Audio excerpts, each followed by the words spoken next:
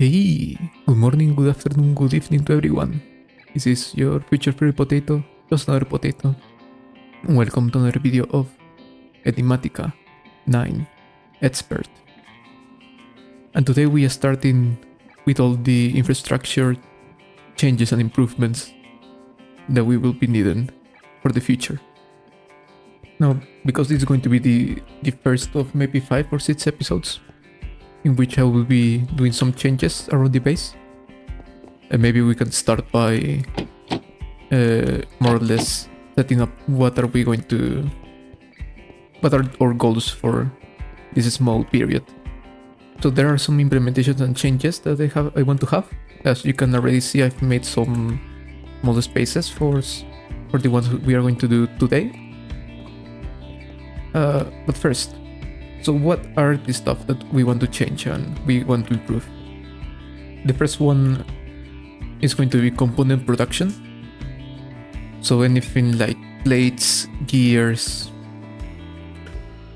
infusing iron, maybe doing these interdimensional matrices, doing the manifolds and stuff like that.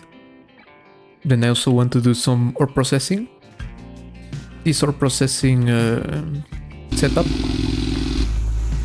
it's not going to quite be useful for us now that we have a blast furnace and we have iron to process.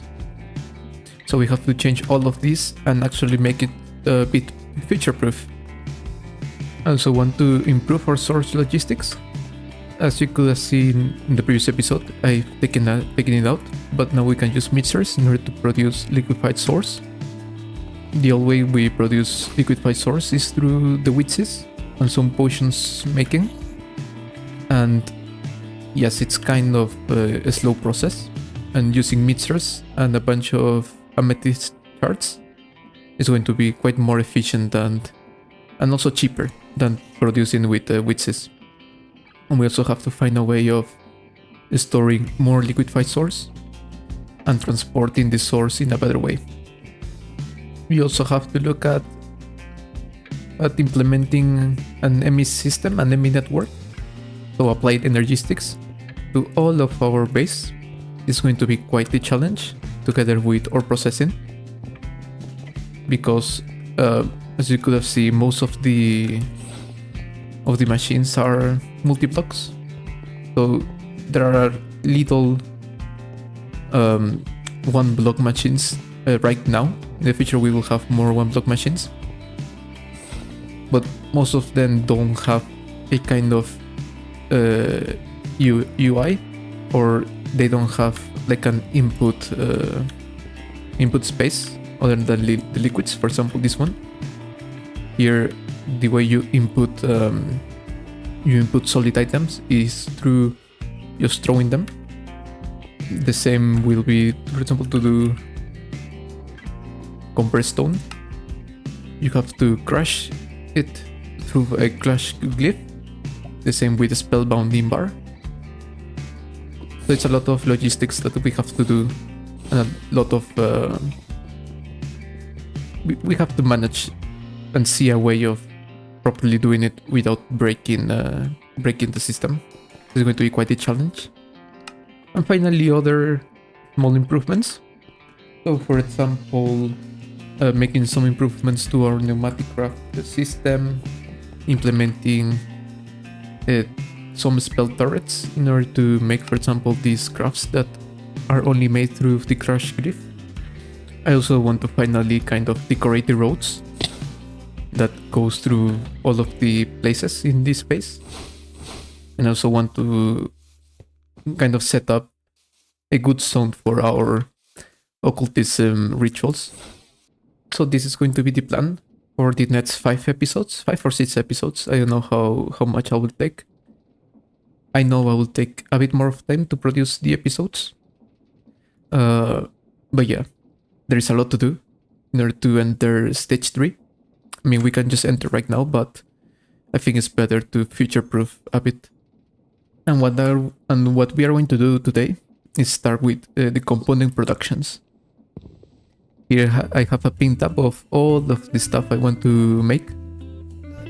As you could have seen, maybe right now I'm going to put it. There's been a lot of preparations I made. And there is also a lot of stuff I have to do.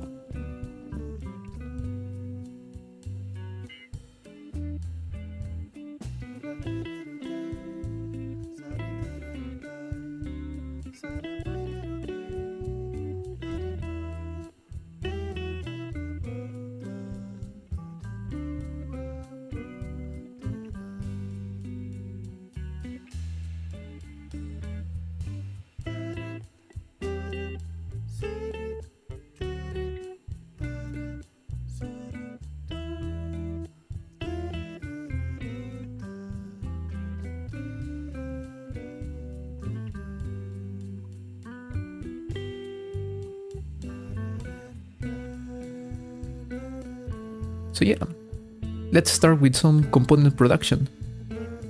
So maybe the first thing we can set up are the metal presses. This is quite easy to set up. I found it better to go for immersive engineering rather than create for rods, plates, wires and gears, as I felt it is quicker and both power and space efficient. So here are the metal presses. There is still one component that I still have to make, and those are these metal press molds. My idea is to have 2 molds for each kind of metal press receipt. So 2 gears, 2 plates, 2 rods and 2 wires. And the craft is quite easy. So for each mold we have to have, for example for the gears we have to have a cogwheel, for the plates a plate, for the wires a wire, and for the rods 1 rod. And then compare stone slabs and the manipulation essence. So it's not really that hard to make. No, I think having 8 metal presses is going to be quite overkill for now. I suppose later we will be needing a lot of these components, but for now this is a bit overkill, I think. As you can remember, these metal presses are very quick to craft stuff. But yeah, I mean, it's good to have them. Now the next thing I want to set up are the ferment and squeezers and the refinery system in here. The fermenter and squeezer receipts, we can do it on the pneumatic TPPs, but I think it is going to be more comfortable doing them in these multi-blocks. Only needs energy rather than pressure and heat.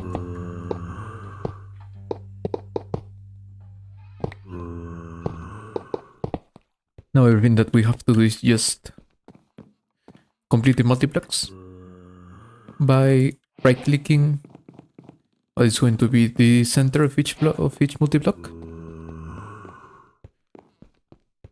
And that's our fermenter, squeezer, and refinery systems. Now if you are here for a immersive engineering tutorial, just let you know that all of this stuff is changed, so all the crafts are changed. I suppose here in the refinery you're supposed to make biodiesel, but that's not the case. For the refinery there are some changes, the same with industrial fermenter, industrial squeezer. For our industrial fermenter, we are going to use it to produce ethanol. For now through nether warts, but hopefully I would like to upgrade to honey puddles. For our squeezer, we will be using this to produce vegetable oil. For now from sadie root, but in the future I would like to upgrade to peanuts. We will also be using these ones in the future to do these mods of enduring.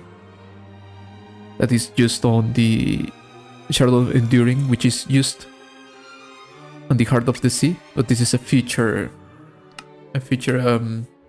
craft, and it's also used on the Tree of Life stage 2. It is also used to get mystery mesh and blood and mendosting mesh and honey fluid. We would like to get honey fluid using the squeezers, but that's going to be for the future. For now, the only use we are going to use this for is for for vegetable oil. And for this mode of enduring, for only this craft. And finally, the refinery, which is going to be the one that we are going to be using a lot in order to make phenolic resin, biodiesel, and acetaldehyde. This phenolic resin is used on enchanted casings and on compressed stone casings. We're going to be using this recipe in order to produce casings and not the regular deploying, just not the deploying recipe, especially because we get more casings from orichalcum and compressed stone using this. Acetaldehyde is used on phenolic resin recipe together with chrysotol, and of course in the future we'll be using this for quicksilver and ambrosia. Ambrosia is going to be our next upgrade after using amethyst shards in order to produce liquefied source, because ambrosia, if we TPP this into ether gas, we can use ether gas as a source production to produce 5,000 of source for 1 bucket of ether gas, and 1 bucket of liquefied source produces 900 of source, so it's quite the upgrade. And quicksilver is pretty much used on upgrade add-ons and also for our crystallizer, but this is also going to be a future craft. But for now, yes, we are going to be using this for phenolic resin and for biodiesel. As you know, we use biodiesel to do plastic. A phenolic resin we will be using also in this episode to produce some casings. I'm not going to automatize this just yet, but the idea is to have some tanks inputting and outputting, and then I'll just move them into here whenever I need them. And this is going to be like this until I get an ME system going on. Okay, I thought I could have made this from memory. I couldn't.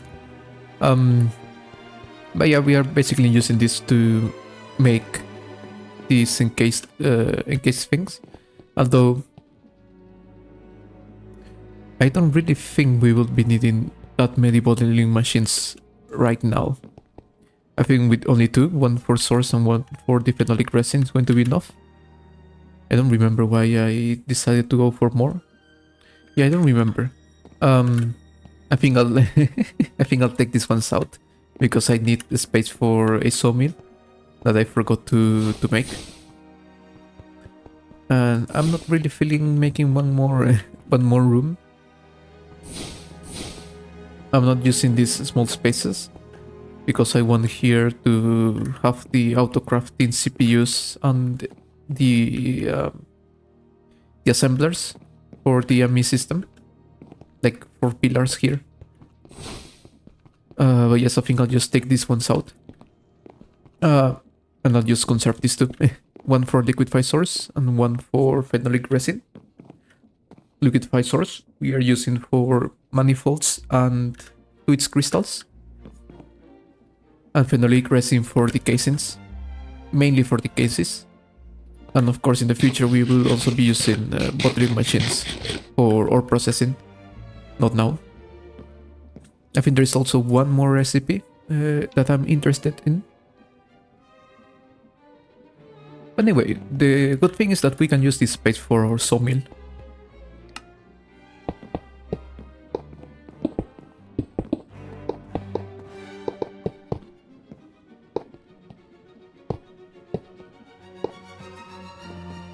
So sadly, this is not going to be quite symmetrical.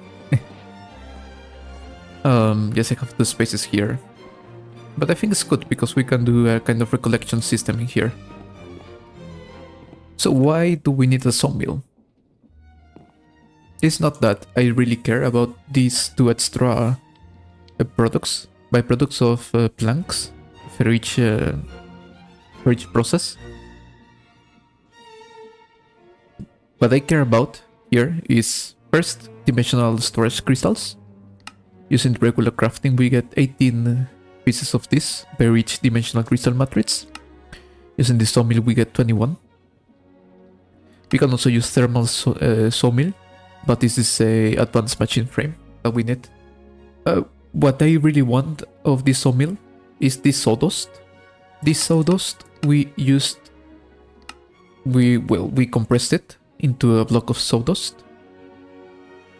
And this one we can use with phenolic resin and either orichalcum and compressed stone to get these casings. So that's the main idea why I want this. I want some sawdust. So the idea is the same. We drop a log here. We also need a saw blade.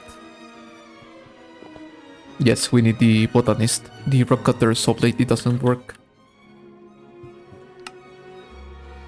We're still using this, but very in the future. To get the infinity saw. Anyway, we have our rock cutter. Sorry, our sawmill. So I have a bunch of machines with me. We can get 2 more infusers. 2 more aura forges. We can get a dissolution chamber. And a paralyzer here. So my idea is to have 1 metallurgic infuser per each kind of essence that is used in here. Maybe we will be needing more metallurgic infusers. We will see. We have more aura forges because why not? Just because that. The new machines here, the paralyzer and the dissolution chamber, are going to be quite useful. To the pyrolyzer, we will be mainly using it to make creosote oil and charcoal.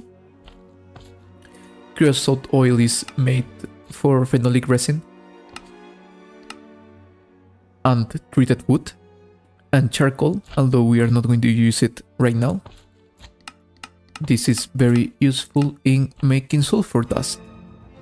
Sulfur dust will be useful on making sulfur dioxide. Sulfur dioxide for sulfur trioxide. Sulfur trioxide for sulfuric acid.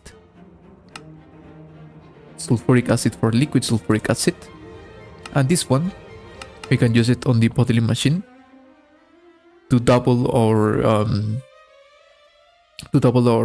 ore processing kind of thing, or ore outputs. Of course, we are not going to be using this for now, but it is good to have some charcoal produced right now. And the dissolution chamber is kind of a better Mitchell cauldron. We still will be needing to use the Mitchell cauldron for some recipes that don't have a dissolution chamber recipe. For example, these arcanite crystals. You can only craft them on the mixing cauldron. However, the dissolution cauldron will be best to craft our add-ons and upgrades. And we also get more output for raw iron good, for pierre ingots. Now, I'm going to be honest. I don't really know how to make this extruder setup. Especially because we need to have liquid surrounding the extruders. And I really don't want to burn myself. If it is possible. Yeah, this is going to be quite hard to...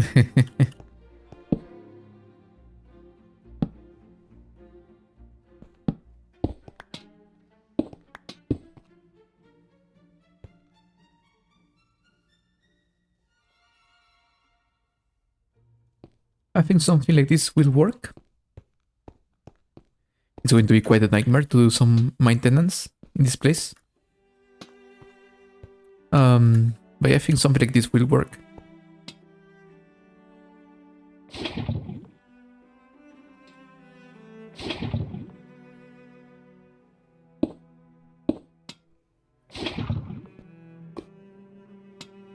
All of these extruders are producing blocks. Now we have less blocks than before. Because, as I said before, I'm going to change all of the limestone of this place. Thus, I won't really be needing limestone anymore. And Our next thing that I want to put here is stoneworks, material stonework factories. With this we can get a bunch of first new materials, and then we can also get other materials that that could be quite easier to produce. So for example, we can get now sand, glass, we can get cinder flour, netherrack, infused rock, skystone dust. But what I'm going to be using this mostly for is infused rock, other stone, source stone, and skystone. That's why I have only 4 material stonework factories for now. But we might change that. We might put 4 more maybe. And this is easier to set up, as it doesn't require to have the liquid surrounding the machine, but rather just inside.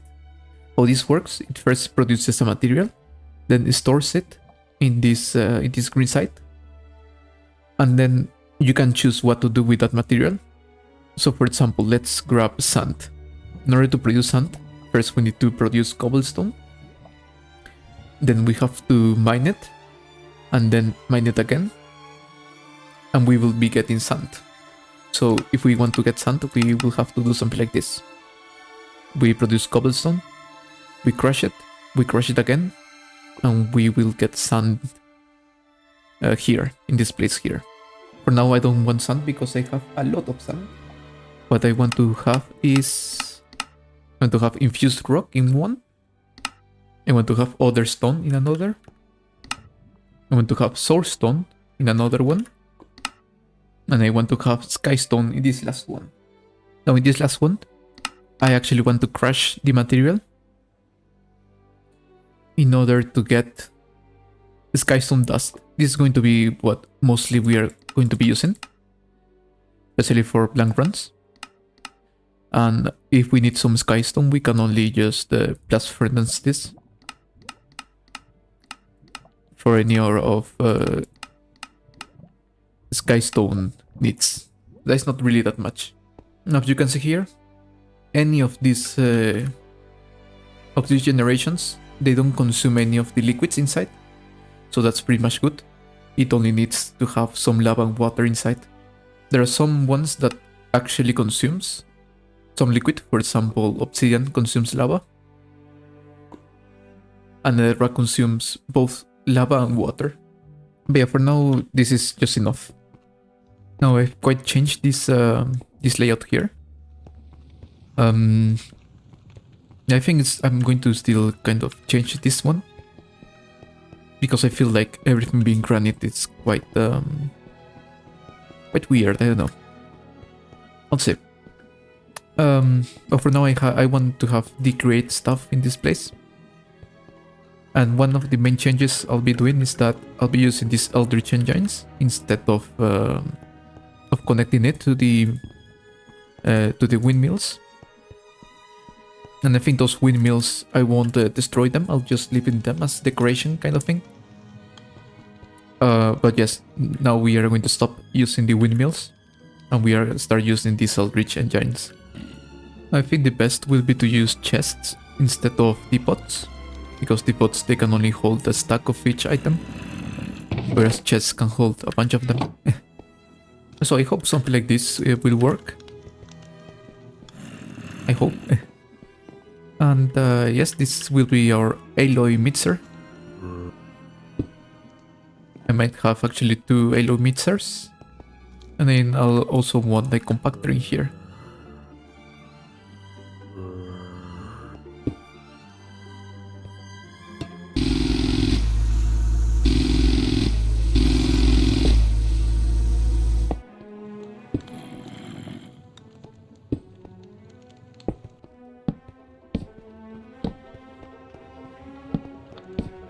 So, and these ones are all of the great machines that I'll be using now.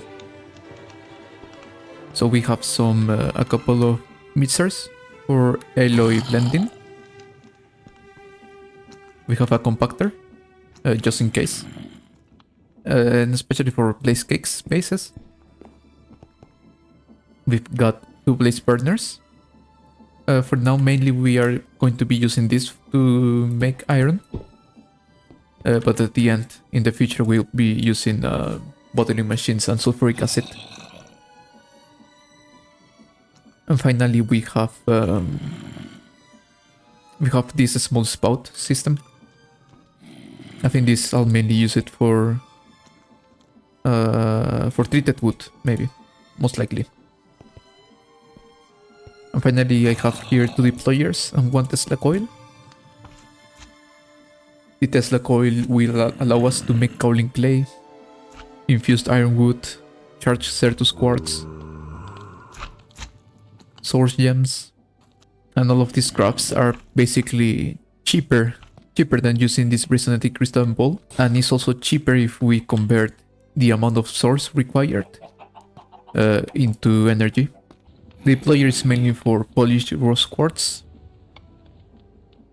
reinforced blast bricks, copper casings, and these red nether bricks. In the future we will be using enrichment chambers, of course. Actually, we can use them now. Why haven't do an enrichment chamber? Now the last thing that we have to do is connect everything. So connect all of these machines to the power line, all of these machines also to the power line, all of these machines to the power line, these machines here also to a power line, and all of these machines connect them to the to this Eldritch engine. Everything that requires this electricity here, especially this room here, I'll set it up whenever I start with source logistics. But that's going to be for the next episode, or maybe the next after the next one. Yeah, I don't know. I don't know if next episode will be ore processing or source logistic, but one of these two it will be that episode about. And we can officially take out this component production site. 4 more to go. It's going to be quite a journey, but it's going to be worth it. And this is going to be everything for today. I hope you enjoyed the video, and as always, I hope you have a better day, because it can always be better. And I hope to see you next time. Bye.